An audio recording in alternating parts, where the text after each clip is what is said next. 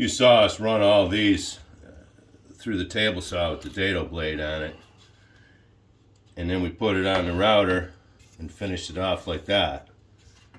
We left these fingers, islands, whatever you want to call them, on purpose so that when we put it through the planer, we can push down on it to get, the right height on it. And if these are there as a guide, we don't push too far.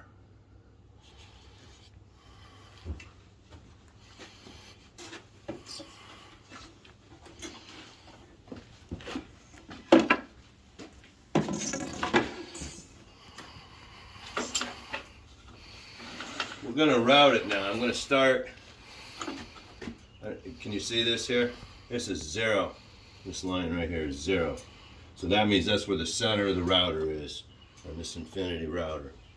And this is a 2-inch diameter bit. I'm going to start at a 1/2 inch, so it's only going to take a 1/2 inch off because there's an inch, forward of the center line.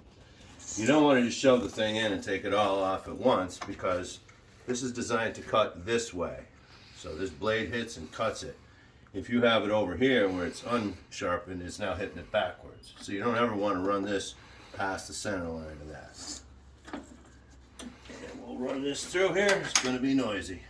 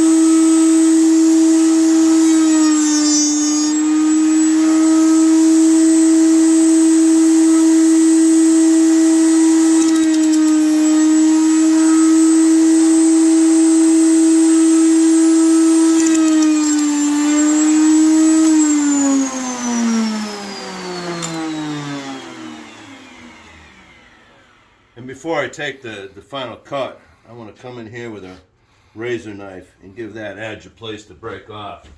Look what happened here. All right, see that?